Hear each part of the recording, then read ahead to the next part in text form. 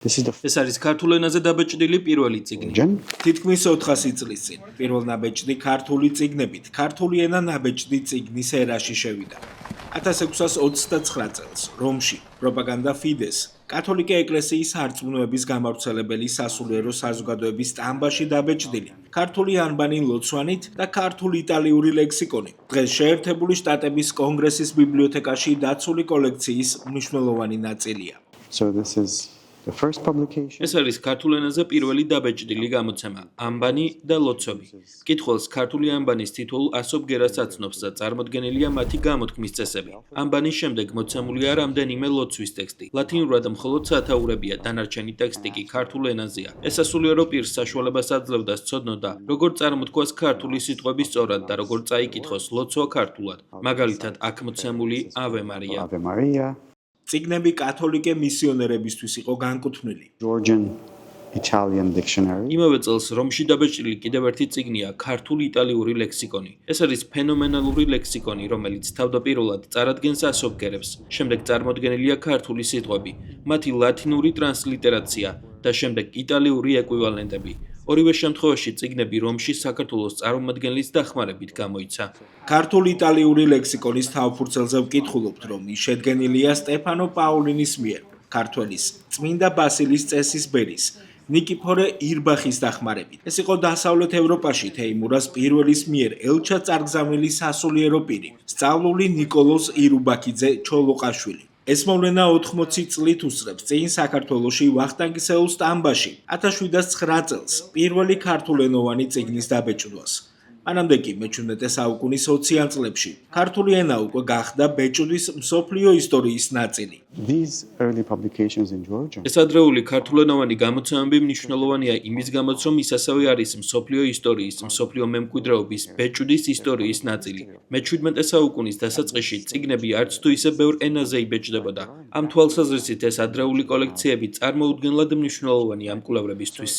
გამოცემიდან თითქმის 4 საუკუნის შემდეგ, როგორც მსოფლიოს ერთ-ერთი უდიდესი კვლევითი კოლექციის ნაწილი, ეს წიგნები კონგრესის ბიბლიოთეკაშია დაცული. ბიბლიოთეკის კოლექციები ათასობით ქართულ წიგნს, პერიოდულ გამოცემებს, რუკებს, საარქივო დოკუმენტებს, ფოტოებს და სხვა ტიპის მასალას მოიცავს, რომლებიც 10 წლეულების განმავლობაში შეგროვდა.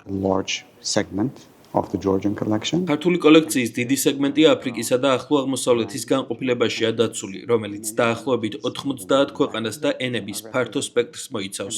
ამ განყოფილებაში მოცულობის თვალსაზრისით ქართული კოლექცია 10 უდიდეს კოლექციათა შორისაა. კვლევრების დიდი ნაწილი, რომლებიც ამ კოლექციით ინტერესდებიან, მხოლოდ საქართველოზე არ არიან ფოკუსირებულნი. ხშირად ისინი იკვლევენ თარგმნის ისტორიას, რეგიონალურ პოლიტიკას, საბჭოთა თუ პოსტსაბჭოთა ისტორიას, საკითხებს, რომლებზეც პასუხების ნაწილს სწორედ ქართულ კოლექციაში პოულობენ. ამერიკაში ქართული დიასპორისთვის ეს კოლექცია სამშობლოდან შორშემონახულ ისტორიასთან კავშირია. შეერთებულ შტატებში მოქმედი უძველესი ქართული დიასპორული ორგანიზაცია ქართული ასოციაციისა და დიასპორის სხვა წარმომადგენლები ბიბლიოთეკას ორგანიზაციის ღონისძიებების სერიის ფარგლებში ეწვივნენ. ქართული საგანძურის ნახვა კონგრესის ბიბლიოთეკაში იყო ძალიან ისეთი სიამაყის გრძნობას გაძლევს ქართულს, როდესაც აქ ჩამოდიხარ და ხედავ უნიკალურ გამოცემებს, უნიკალურ წიგნებს, უნიკალურ მასალას და თან ამის შესახებ გესაუბრებიან კონგრესის ბიბლიოთეკაში არაქართველები, რომლებიც აღფრთოვანებულები არიან ქართული საგანძურით. მოგახსენებათ, ეს არის უდიდესი ბიბლიოთეკა მსოფლიოში და ძალიან გვეამაყება, რომ ქართული კოლექცია, ქართულენოვანი კოლექცია წარმოდგენილი არის როგორც პირველ ათეულში ამ სექციაში სხვა იმ ენებს შორის, რომელიც გაცილებით უფრო დიდი ქვეყნებით არიან წარმოდგენილი და ყოველ შეხვედრაზე ვცდილობთ, რომ ქართველებს, რომლებიც გვერდებიან ხოლმე, კონდეთ საშუალება თავის თვალით ნახონ, თავის ხელით შეეხონ ამ უძველეს წიგნებს, მე-17 საუკუნეში გამოცემულ ქართულ წიგნებს, ასევე სხვა მნიშვნელოვან წიგნებს, როგორც არის ვეფხისტყაოსანი და სხვა საინტერესო მასალები. თანამედროვე საქართველოს შექმნა 1932 წელს დაფუძნებული ქართული დიასპორული ორგანიზაციის პროექტებს შორის ერთ-ერთია, რომლითაც ასოციაცია ცდილობს საქართველოს ისტორიისა და კულტურის მიმართ უფრო ფართო აუდიტორიის ინტერესი გაზარდოს. მთლიანობაში ეს პროექტი ემსახურება იმას, რომ მოგეხსენებათ ჩვენ გვაქვს ონლაინ სერიაც, რომელშიც სხვადასხვა საკითხებს განვიხილავთ და ეს არის თემატური ვიზიტები, რომელიც იმ თემებს ეხმაურება ძირითადად, რომელიც განხილული არის ხოლმე ვებინარებში. კონგრესის ბიბლიოთეკაში დაცული ამ კოლექციის მნიშვნელოვანი ნაწილი უკვე გაციფრულებულია, რაც მკვლევრებსა და მკითხველს მთელი მსოფლიოდან საშუალებას აძლევს მათზე წვდომა ონლაინ რეჟიმში ჰქონდეთ. ბუნებრივია მათ შორის საქართველოში ბიბლიოთეკის კედლებს მიღმა 1000-ობით კილომეტრის დაშორებით. ქართლ შარაშენიძე, Independence Avenue Media, Washington.